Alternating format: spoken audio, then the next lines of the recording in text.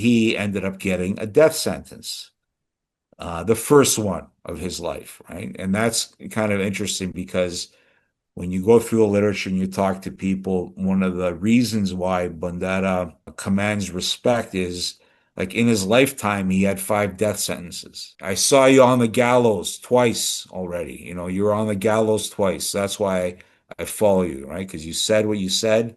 You were supposed to die. You haven't. So, that was part of the charisma or the aura or whatever that was associated with his persona. And then that's when the brand was born, right? That's when the Bandera brand is born in the 30s in a Polish prison.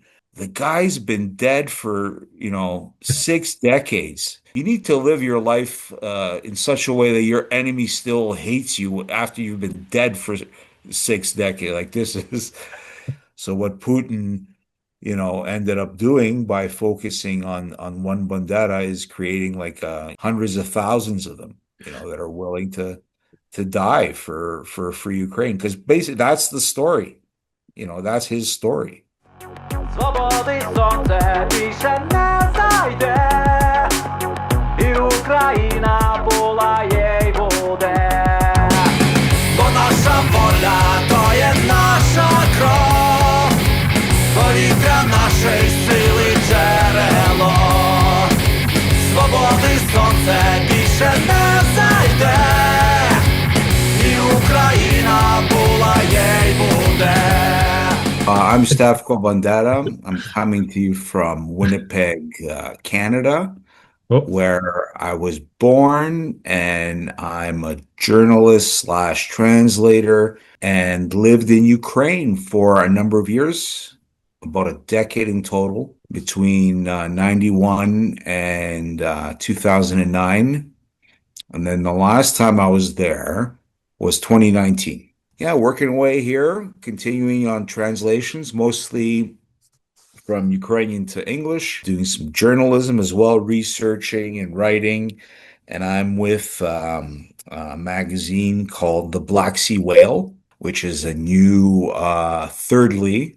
That's the idea, not a quarterly, not a biannual, but 3 times a year. And it's an anthology, beautifully illustrated.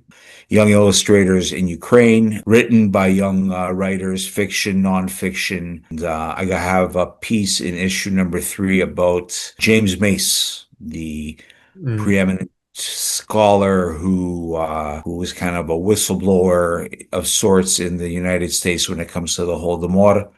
A guy whose story is great. His arc is amazing in and of itself because he came to it from a kind of very anti-establishment, anti-Vietnam War, lefty, hippie kind of milieu to becoming a truth teller. The first issue was printed in Ukraine, but then the printing factory got bombed. So now it's being printed in the UK, edited and put together by my good friends Uliana Suprun and Marcos Suprun, who have pretty amazing stories to share about their time in Ukraine.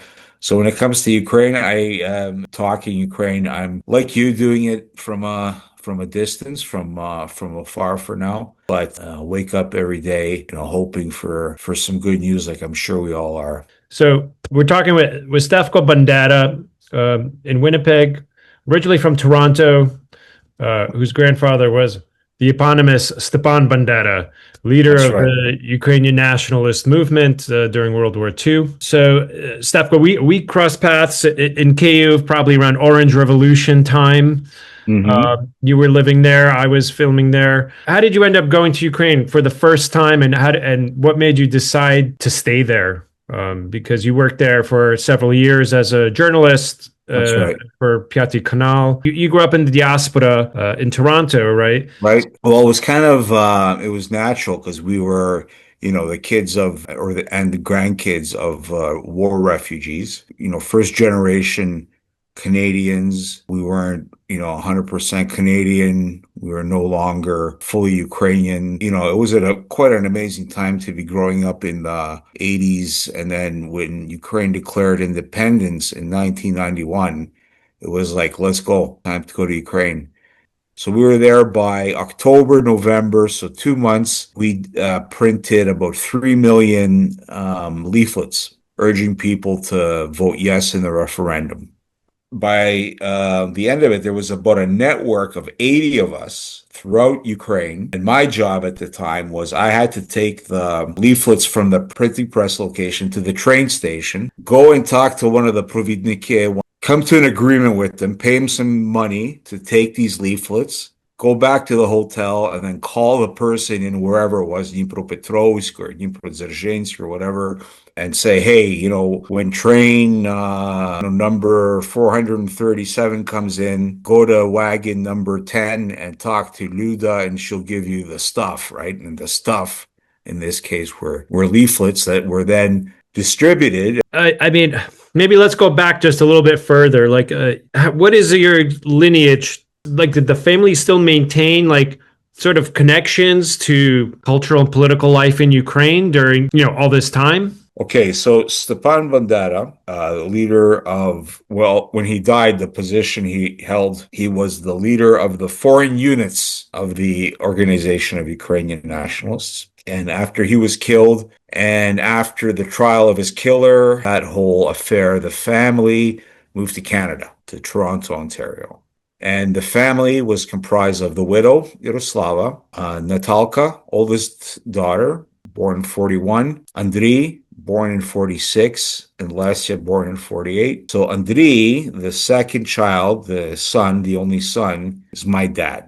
So he met my mom, who is the daughter of World War II refugees as well. She was born actually in Belgium in a mining camp on the way to Canada. She ended up here. So that's how I'm connected. So I and my two sisters, I'm the oldest and I have two sisters. Stepan Bandera also so there's three of us in Canada. We have two cousins, Natalka's kids, that are in Germany. So that's 5 grandkids, and all of us had 2 kids each, so about 10 great grandkids. So I was born here in 1970, 70. My dad, who came here with the name Popil, he was living under the assumed name.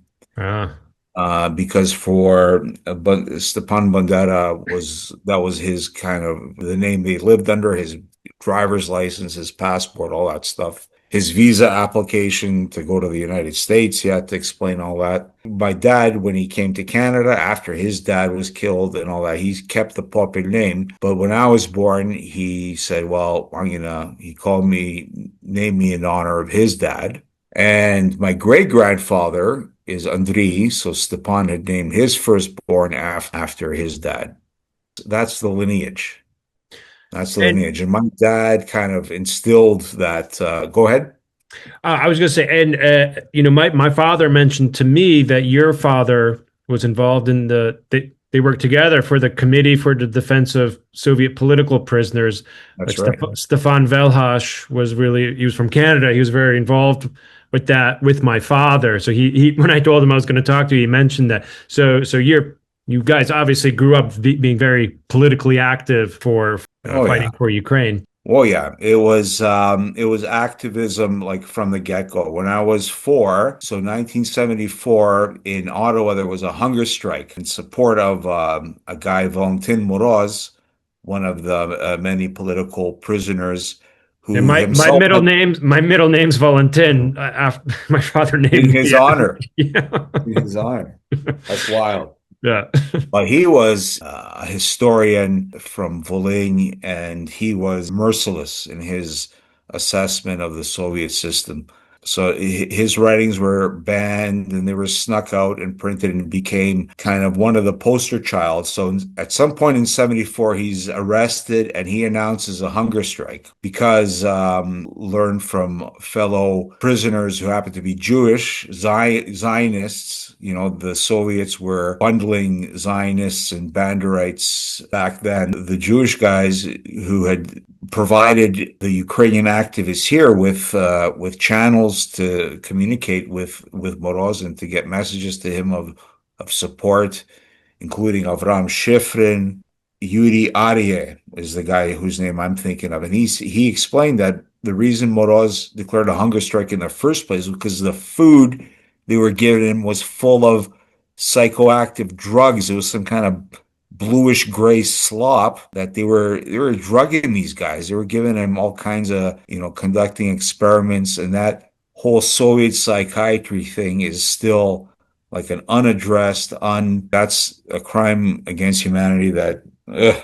Anyway. Yes, you're right. Our dads were united in that, and that whole generation, they saw what the 60s and the effect of the protest culture and the nonviolent kind of means of protest, the effect it had. And that's what I really got the legacy from my dad, whom I knew, because I didn't know Stepan Bandera. He was killed 11 years before I was even born. But my dad's activism, what he instilled in me, also was this kind of the Bandera name turns heads, and that allows you to be a diplomat, use it as a way to build bridges, not to promote hatreds or anything like those that don't like the name might charge. Yeah, I mean, there's been, I guess, a lot of demonization of that name, Yeah, and that name. I mean, I sort of feel like, Russia needed a boogeyman, and they chose Stepan Bandera to be that for the Soviet right. Union, right? And Russia revived that like throughout the years, like maybe Stepan Bandera wouldn't be as known of a figure in the lexicon today if Russia hadn't made him their boogeyman, like That's right.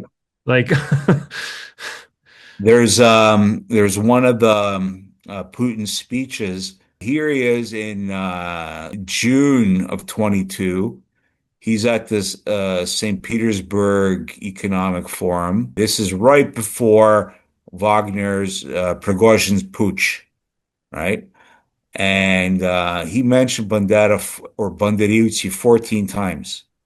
it's so That, surreal for you. It must be so right. surreal for you, right? And well, it's surreal, but what I hear from, and look, what's important is it helping or hindering the fight? But what I'm hearing from Ukraine, from like the, guys who and people who are on the front lines is, they're amazed, that you go, the guy's been dead for, 6 decades, you Yeah. know, you ought to live your life. You need to live your life like that. Your enemy, you need to live your life in such a way that your enemy still hates you after you've been dead for 6 decades. Like this is, you know, because the Russian propaganda machine latched onto this Bandera thing, it had an adverse effect because, people are, whoa, what's this story? What is this? Or it was like, if the other extreme is the Russians hate it, must be, let's press on that even more. Let's use that to really gets under their skin. And then the Russians thought, well, here we have Bandera, so we can, they made him out to be a Nazi collaborator after he died. That's the way the Soviet propaganda, he became a Nazi collaborator after he was dead for the West consumption. For the Poles, he's handy as a propaganda weapon, instrument, vehicle, channel, theme, whatever, narrative vis-a-vis the Poles. Moscow can play Poland that way to a lesser extent, but also the Hungarians have, certain bad things to say about the Ukrainian nationalists and the Banderites. It provides a certain cohesion for his internal audience, for the Russian people themselves, because they've been, generations of them have been trained to hate Bandera. That Bandera hatred is something that goes back, to the Second World War. So it's like passed on, traditional. And for the other former Soviet republics, it's a very important message because they know Bandera from they have their own interpretation and view of that. So they thought they could use it and, hit a lot of birds with one stone, but it kind of backfired on them, right? And it was a complete surprise when all of a sudden people are saying Batiko nash Bandera, in 21 and 22, and it was it was such an honor. It felt such great, wow, because when I was growing up, there was no batiko, but the only batiko was taras, well, Yeah. batiko taras. That was, and then here, and you're like, wow, and hey, man, if this helps you hold back the Russians for 4 years, I don't care what fucking song you're singing, keep doing whatever you're doing, man. And, all the power to you.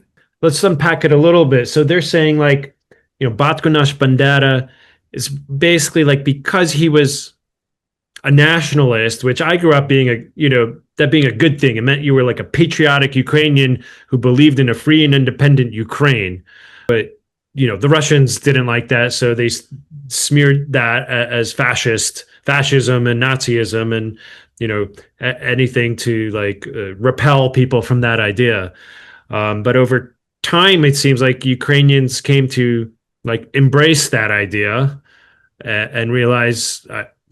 I mean, it wasn't just Bandera that had that idea, but he sort That's of right. became like the focal point over time. Yeah. Right. I mean, there were many people who had similar ideas of Ukraine being free and independent. And any thoughts on like this perception of Ukrainian nationalism, and as Wow. far as like over time in Ukraine? Well, Ukrainian nationalism, the word nationalism is so Yeah. loaded and misconstrued. One easy way to explain it is the fact that, yeah, but it's liberation. It's about, it's national liberation first, right? That's the part of the story we're involved when you're talking about a nationalism or an imperialism of a imperial, nation. It's different.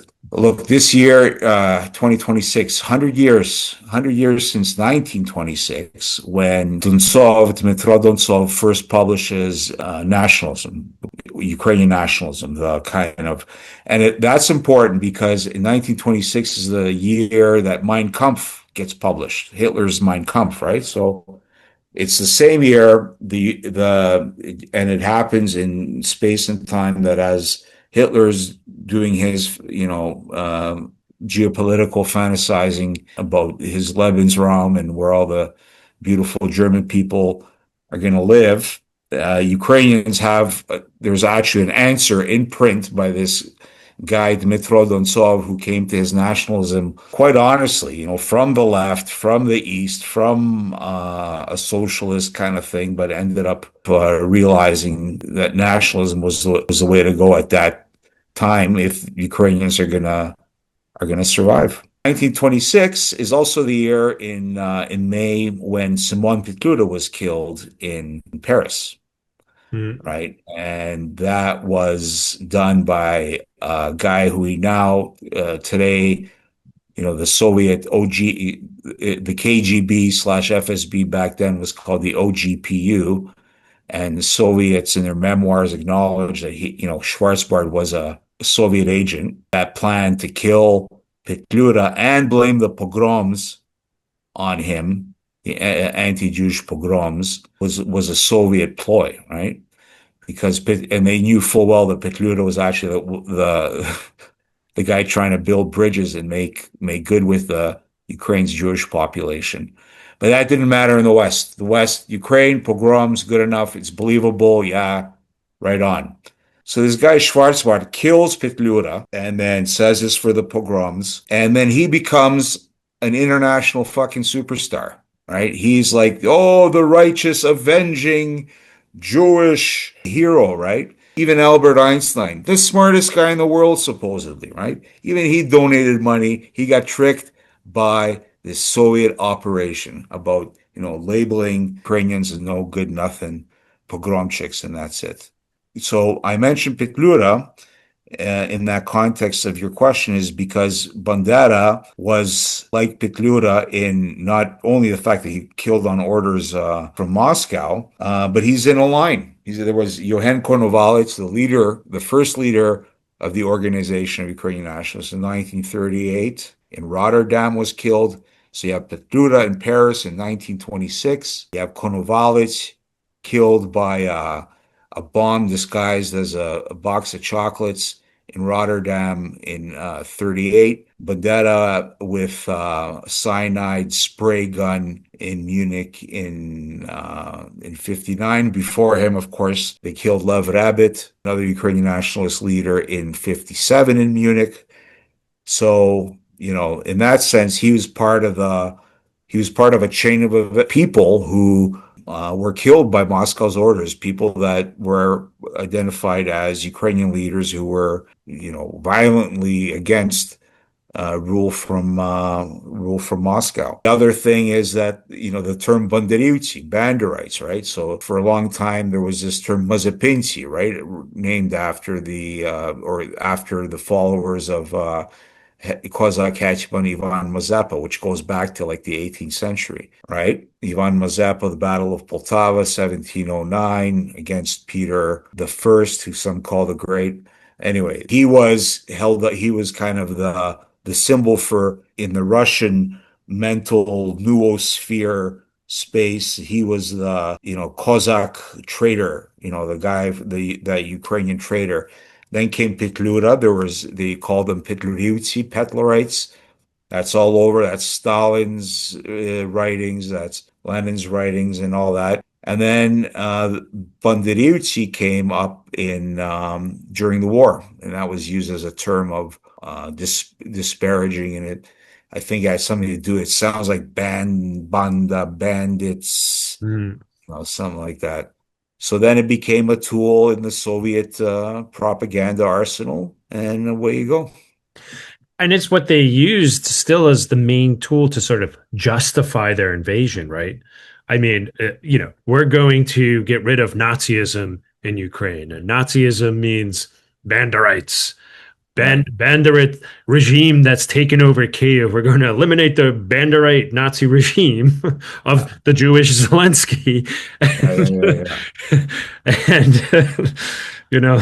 I mean, it's sort of absurd, but it worked for them, it's worked for them. It worked for them. The whole Nazi canard about you saw with Hunka, Yaroslav Hunka, and that scandal that happened here in Canada's parliament. But let's face it, in the West, the groundwork is being laid for that. This Ukrainian Nazi. There's a documentary on Netflix, Devil Next Door, about Demyanuk, that actually tells a story of how a court in Israel couldn't convict him, but that's besides the point. The evil Ukrainian Nazi, like you say, bogeyman. So part of what I'm doing now is with the preparation of these, finished translation, about 30 documents. Bandera, in his own words, about 100,000 words. So let Mr. Bandera speak for himself, so to speak. When he was arrested in 34, nobody knew he was the head of OUN. It wasn't a known fact. Arrested actually the day of, but before the assassination of the Polish minister, Pieracki, right? And then during the course of those interrogations, it emerges that he's the leader of the Krayova Exekutiva, the Krai executive of the Organization of Ukrainian Nationalists. So who had gotten the order from Berlin, the nationalists at that point. This is a very, different time. It sounds weird to be talking like it's something normal in this day and age, but at that time of political assassinations and murders, it was like more commonplace. So the order to kill Pieracki came from Konovalets and from the OUN's higher up, and the Krai executive. Now Bandera got the job after the guy before him was dismissed for botching an operation. In a span of 10 years, like 10 guys held that job, right? Most of them were killed, died on the job. And there was like little expectation to live long at it.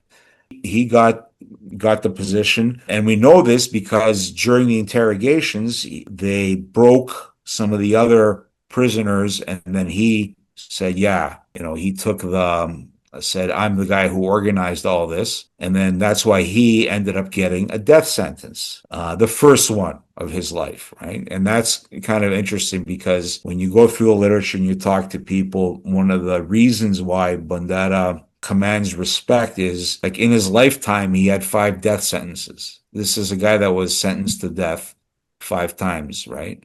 Wow. So when people, one of the guys, Clemio Legenda, said, you were on I saw you on the gallows twice already. You were on the gallows twice. That's why I follow you, right? Because you said what you said. You were supposed to die. You haven't. So, Mm. that was part of the charisma or the aura or whatever the mana that was associated with his persona, and then that's when the brand was born, right? That's when the Bandera brand is born in the 30s in a Polish prison. They call themselves we're the revolutionary OUN, we're the OUN's revolutionary provid, we're the leadership, They and were more that term, militant, right? Like they were just more yeah. They were militant. younger. They were based in Ukraine and they were militant. Yeah, they didn't see half measures or this pussyfooting diplomacy games with the Germans or the Soviets or anybody. But they were also a clandestine cell organization. It was like a real serious, nobody knew it didn't matter who the head of the organization was, right? Because you're not supposed to know. You would know 2 other people that are in the organization, or maximum, 5 others. So and that was the way the organization protected itself from being dismembered. So if you got caught and turned by the Poles, the Soviets, the Germans, or whoever, the most you could give up is another 2 guys, right? Or Right. three Yeah. guys. So that's why that organization managed to survive. And then the role of being that brand, of being that symbol, he carried it. He carried it. It's kind of stayed with him, right? So it was an asset that it's not something you could retire from. It's not like something like, okay, well, call yourself a revolutionary. That's it. You gotta. It's like. I was just thinking about that the other day. Bernie Sanders is running for president, is going to run for president again in the States, He right? is. Yeah. Yeah. So on the one hand, it's like imagine telling Bernie, "Oh, you can't do that. You're too old or you're brand." No, there's always going to be a core constituency for whom this guy's going to have a certain authority. And by the end of Bandera's short life, he was killed at 50 years old.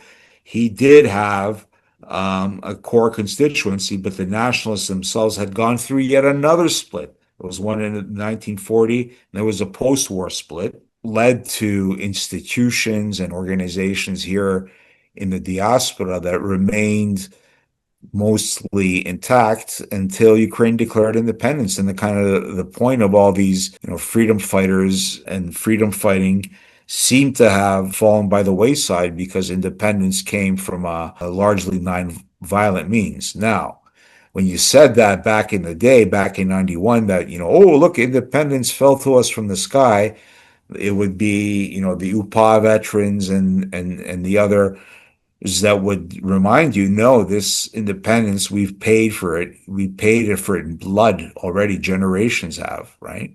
Mm. And then, what's been happening now, well, in the last, since 2014, and then in the last 4 years too, it's like the biggest price you can pay, right? So what Putin ended up doing by focusing on one Bandera is creating like hundreds of thousands of them, that are willing to die for Ukraine. Because basically that's the story. That's his story. What was like his goal? What was the vision? What was the dream? That's kind of an important question, but it's kind of also moot because you'll never know that, right? Yeah. I don't mean this in a religious way, but Bandera's favorite poem was Franco's Moses, Moise, right? It's about Moses. Now, the Moses figure is interesting because, and I'm not saying Bandera is a lawgiver or anything like that. That was nothing. But the part of the Moses story is that Moses never made it. He could never get to the promised land. He would lead his people, but he wouldn't not have Right. the that honor of seeing the job finish, right? And that's kind of where Bandera was cut off by killing him at the age of 50 when he's like they're cooking with oil, the Ukrainian nationalists by this point. They got organizations integrating into like civil society. They're not doing, cloak and dagger, clandestine kind of stuff. And they cut him off in his prime. So he'll always be a symbol for those in the process of achieving and fighting for Ukraine, right? That's Yeah. the Bandera appeal. By cutting him off at that point, he's forever frozen in that moment of being in the process of fighting for Ukraine. And I think one way of looking at it could be explained in economic terms, especially the Marxists and all those who only numbers matter and it's all the economy, it's only the economy. But the supply of Bandera in Ukrainian society is related to the demand for the Ukrainian people's genocide. In other words, if you stop trying to kill Ukrainians or make it your goal to wipe off Ukrainians and murder them and genocide them, the less of that, the less Bandera you'll have in if that's your beef, you know? Yeah, I've always said that, like nothing is just created out of a vacuum. For every action, there is a reaction. Right. And sort of this like Ukrainian nationalism is a reaction to the genocide of and suppression of Ukrainians, right? It is Yeah. for survival. Yeah. And Russia has persisted in using, these harsh tactics like and it's fuel, and this was my next thing I wanted to sort of comment on is like if Putin had tried this invasion maybe around 2000 or 2004, even Orange Revolution, I Right. think he may have probably had a lot more success because this like Ukrainian sense of Ukrainian identity and that we're an independent nation didn't really exist across the country. But in that Right. time period, it's grown, especially with the younger generation and people being able to educate themselves and like shed this Soviet mentality that's been and reinterpretation of history that's been pushed on them for generations. And I'm curious, like how when you were in Kyiv, around time of Orange Revolution, like how was that for you? And did you sense that maybe at that moment in time, like that there was this, for me, the Orange Revolution was like this reawakening of the Ukrainian identity, where like all of a sudden it's like, wow, it's a real country. Yeah. Like, No, that was something else. That time was, I remember. And I remember even then the organizers, some guys would have like a Bandera flag or a Bandera portrait. And there mm, were like the mid-level management of the Maidan would be like, "Hey guys, put those away." But the spirit was there. Well, the Euromaidan, but that was already like on the Cave City Hall. And then back then in that period, I remember just generally speaking to Ukrainians, if you explain to them that Bandera's two brothers were killed in Auschwitz, like that fact alone and getting into that story, it completely blew their minds because Bandera was supposed to be the Nazi collaborator. So that would be something that I found was resonated most with people mm. around that time. Now, in 2004, I did end up going to Donetsk with a crew from CBC.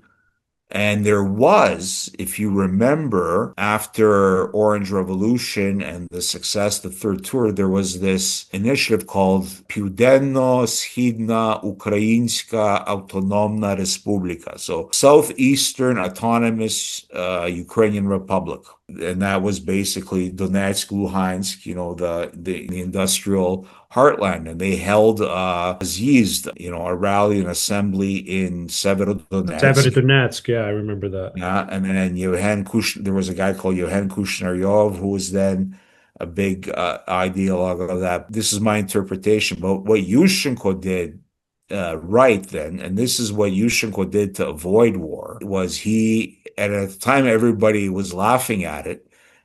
It was Universal Nationальної Єдності, right? The signing of the Universal of National Unity.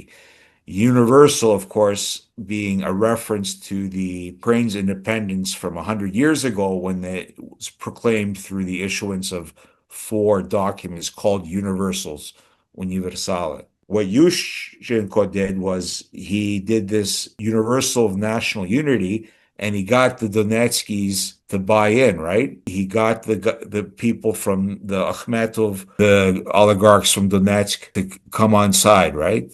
Mhm. And they did. And to their credit, those are some of the guys that are sticking it with Ukraine today, right? You were recently on a trip, sort of like a research trip.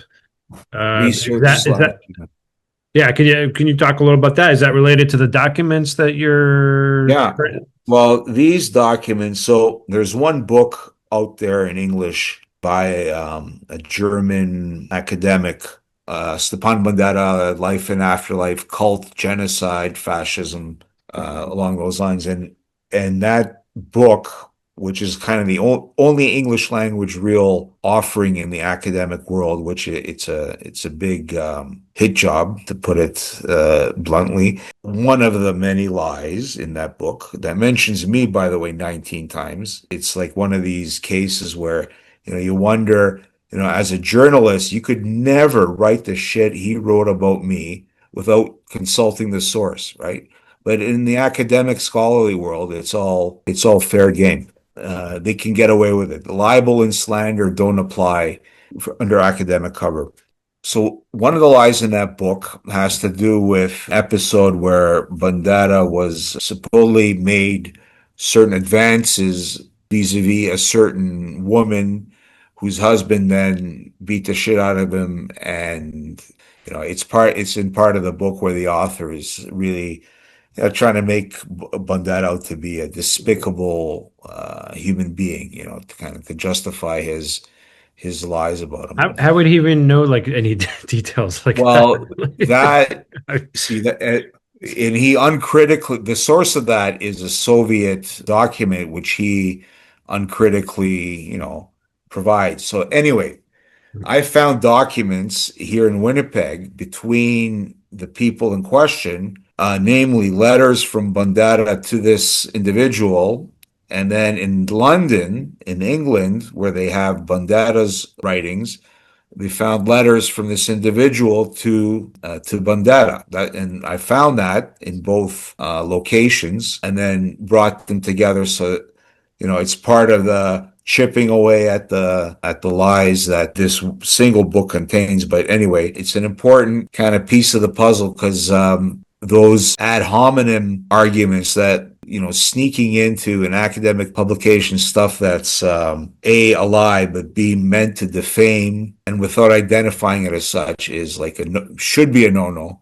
It would be in the real world of journalism, well, before whatever this period is now, but back when I worked in the newsroom, and then I didn't get renewed. I was working very successfully at a mainstream news outlet, documentary film, weekly news magazine, our Canadian equivalent of 60 Minutes. And then after the war started, the Russian propaganda kicked in, and then all of a sudden I'm a Holocaust denier. So again, I get lefty journalists going after me on social media and on their podcasts. Oh, Holocaust denier. CTV's got a Holocaust denier working for him. Oh, did you know that? And then that got to the higher ups, and they don't want to have anything to do with it. You get on the wrong side of that Holocaust word, you're out. It does have real life impact, right? So then you think, why did my old man go back to the Bandera name? Why did he make the choice? He could have remain incognito, lived, under a different name, assumed not, and carried on his life and whatever, and let history be history. But no, he went, he embraced it. He leaned into it and did what he can for the battle, for the cause, but, being more of a bridge builder, because the Bandera name gives you this opportunity to be diplomatic within the Ukrainian community first and foremost, right? Yeah. Those divisions were something else. Those divisions were something else. So maybe what you should write a book for like the English language speaker and sort of like tell your truth, your family's truth, that through the prism of today. I mean, Right. that would be, I think. Well, I mean that yes, you're absolutely write the book, man. You should put something coherent together that's just like accessible to like the English language world, to the Western world, because there's just so much crap out there. Not for the academics, just for like, you know, Every day. yeah, just something that's accessible, for people who could get into it and get your perspective. Well, yeah, that's something Not that that's an easy thing to do, but no, but but there's on the one hand, I'm like, so because anything I say will be taken as and any publication though, I'm going to bat for the Bandera team Bandera. I'm not, and then the personal reflections and all that, I guess you tend to play down your own experiences, but you're right. no, you shouldn't. That's what gives it a interesting angle. I mean that in my films, that's why I ended up putting myself in my film just to like give it some sort of unique perspective, like as a Ukrainian American, and I didn't have a central character, so I ended up doing that for better for worse. I think it worked on one end, but it wasn't Yeah. it wasn't as TV friendly, like it was a harder thing to sell to TV or something like that. But No, but it was earnest and by putting yourself, you're also there's a certain, I guess, vulnerability to anyone doing it, really. But that makes it more intimate, right? Because it's yeah, like, that people can relate somehow, to like a person and their sense of experiencing whatever is going on, the greater story going on. Yeah. but the first book I'm doing is this collection of 30 documents, which Mm. the gonna publish with the same publishers that print my stuff in the Black Sea Whale, and that's publishing company called Rogue Umbrella, based out of United Kingdom. And this document collection of Bandera in his own words, kind of like a good way to say, and journalistically it's safer place because it's like, well, here, straight from the horse's mouth.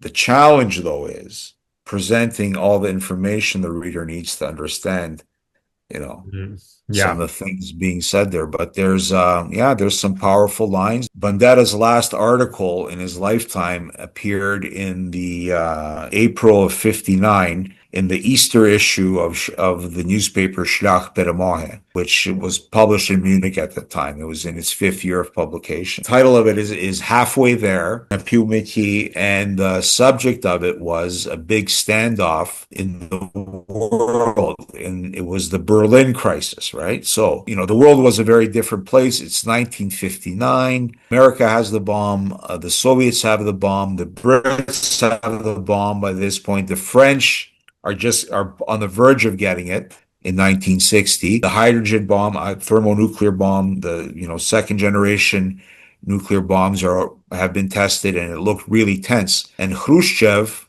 told the Allies to get out of Berlin, which had been divided by France, England, and the United States and the Soviet Union. So Khrushchev tells the Allies, get out of Berlin or else, right? And Eisenhower didn't back down. They decided not to give in to Khrushchev. In Bandera's estimation, that was a halfway there step. That's half the battle, is not giving into the Soviets. The other step is, giving him a good old punch in the head. That article in '59 appeared right as it was announced that Nixon's going to Russia. And then Khrushchev came to America for the first time. The TV camera crews were there, right? And this is right before the first televised debate with JFK and Richard Nixon. Nixon has a debate with Khrushchev, kind of an impromptu exchange, and then they agree to have a sit down. And the three major networks are there and everybody in the cameras. Like, it was the first time that international relations became kind of a PR stunty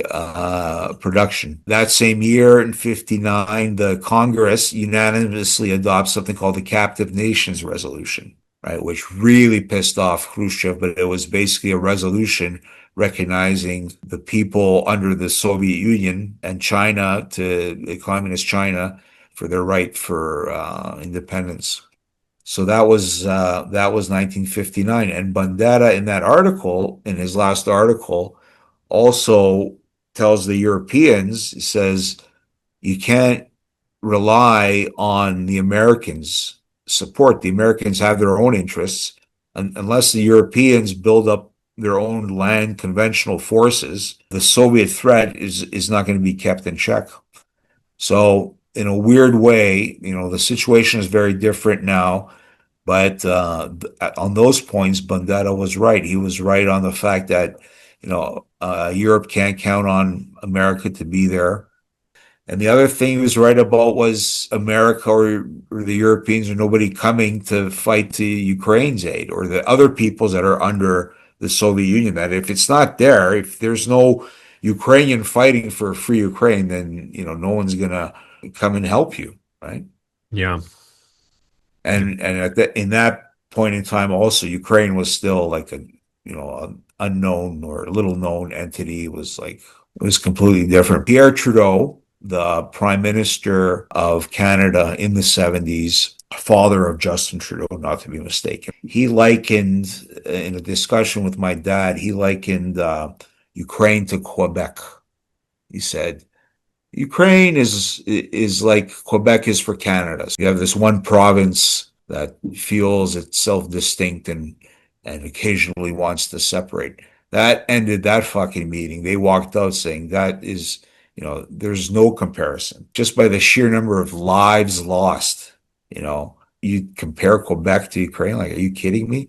So that ended that meeting. Well, when do you think you'll be back in Ukraine? Any idea? Like when you might go back there? And yeah, there'll be a time. There'll be a reason. Beginning of the war, I was more gun ho about it. And if and when I go, I'm going to be all right. Because one of my kids, instead of telling me, "Oh, Dad, don't go die or fight in the war. Don't go. Please don't go," he said, "You know what? If you die in this war, I'll go and kill Putin. I'll finish the job." So the kids are all right, and with that, with that, you can go kind of to sleep at night and know that you can go to war knowing that the next generation has it figured out and already knows the score. And really, this generation, we grew up in a relatively peaceful period of time, but this generation now, I'm looking, with their youth taken with the COVID, and then the Ukrainians with the war, they're gonna be okay. They're gonna be all right. The kids are gonna be all right. we'll see. I hope so. I hope so. But that's the sacrifice a lot of Ukrainians are making today. It's not for them; it's for their kids and grandkids. And I think it's become clear to the world that Ukraine is going to stand and it's going to exist, and one day it will thrive. Well, it has all the preconditions to do it. Back in 80, when we were there in 91, here's a way to tie a ribbon and bring it back to what we started speaking about going back in 91. One of the leaflets we made, it had a table of all the Soviet republics, and there was an analysis done of, based on population, education, literacy rates, industrialization, all these things. And Ukraine was supposed to do the best. Ukraine was poised, with the infrastructure and with all that. In theory, it was gonna, the analysts in Deutsche Bundesbank were saying that no, Ukraine's gonna take off. It has all the preconditions, all the potential to do it. That's the other side of this war, is after, the internal mess that needs to be cleaned up. There's going to be, let's say, a lot of demand for that and a lot of permission for that in Ukrainian society, especially after, trauma like this. Yeah, I mean, I have this sense that a trauma, the struggles will make a stronger generation who won't take things for granted, and they're going to be more driven and resourceful. That's the other thing about Bandera. is handy for historical purposes. He was 5 years old the first time Russian troops came into his village, right? The front of the World War, this is still Russian imperial troops, went through his village in Ivano-Frankivsk region where his dad was a parish priest in outside of Kalush. The front had moved 3 times through their village. Their building was hit by a Russian shell. They saw war at age 5. That's, and things are pretty fucking black and white during war. Like, I don't know about you, but after February 24th, 2022, the world got a lot more black and white. Like, And I think for a lot of Ukrainians who maybe didn't have this, or like I mean, we grew up with like, the only good Russian or Muscovite is a dead one, like they're our enemy. But a lot of Ukrainians had like, some neutral or warm relations, and they had to choose which side they're on, right? Like, yeah. and either you're with the people you grew up with, or you're with Russia, who is trying to bomb you. And I think most of those people, decided to be Ukrainian and stay with Ukraine. And for them, all that history of 60, 70, 80 years ago doesn't mean nothing because they've felt what Russia means on their own skin.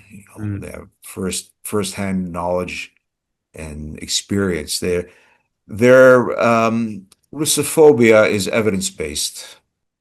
And sadly, this has been going on for generations. this Yes. this effort for Russia to dominate Ukraine, and it's Well, this is the empire's last chance. If it doesn't without Ukraine, that's it. It's game over. And then and the Chekists, like this is the real kind of story for me anyway. The way I see it is this story of this murderous secret service. I mean, these are the people that killed the Tsar's royal family, like the kids, including kids. When the French Revolution happened, they handled their royals and they had their revolutionary violence. The Bolsheviks, like these guys, murdered the whole family and kids. And these are the people that are institutionally and ideologically and spiritually, there is no spirit there. It's just seems to be pure evil. But those are the guys now running Russia. They have the nuclear bombs and this imperial this crazy ambition, and it's messed up. but I think it's become clear that they will never take Ukraine, and that Ukraine will survive and live and then one day thrive. Дай Bože. Дай Bože. With God's help and the ZSU and the armed forces of Ukraine. Sorry, that's the one thing, neither my dad's generation nor his dad's generation, they didn't have Ukraine didn't have its own armed forces. Now they do. And 100 years ago, we lost our national statehood. There was a lot of infighting, right? You had, Hrushevsky, then Skoropadsky, then Petlura, that whole mishmash. But this time we learned the lesson. We got it. We're not, change the president or whatever. We got him. We got the guy we got. Okay, whatever. He's our guy. We have a goal. Mikhailo Vinnytsky, in talking to you in his talk, he talked about the analogy to a beehive, right? And the queen and the drones. But you think about it, take out the queen, a colony will collapse. Ukraine, it's like there's multiple queens, or there's some kind of horizontal communication happening that doesn't necessarily require a centralized leadership. For Russia, history would suggest that take away the queen and the colony will die. I mean, in terms of democracy, what do they have? They have zero experience, right? They have Kerensky there for a few months before the Bolshevik Revolution 100 years ago, and you had drunk Yeltsin for a few years. There's no experience of democracy there, so it's a foreign thing. When they try and get a hang of it, maybe it'll work out. Ukraine, on the other hand, it's messy, it's bumpy, For some, it's deadly, but nonetheless, it's like has the wherewithal of holding back and pushing back the army that was once known as or once called itself the second greatest army on the planet. So it's Well, proud. I'm proud. Are you proud to be? I can't communicate how proud I am to call myself a Ukrainian. absolutely, absolutely. You know, it was something that I grew up with as an identity that, you know, at times felt small. But since the Orange Revolution, it's something I've become quite proud of and, you know, tried to fully embrace and make a part of my, and, you know, an important part of my life and identity for sure. And I hope the next time we see each other, it'll be having beers in Kyiv and celebrating our victory or and the fall of the Russian God bless you. Empire. Absolutely. Свободи сонце більше не зайде, і Україна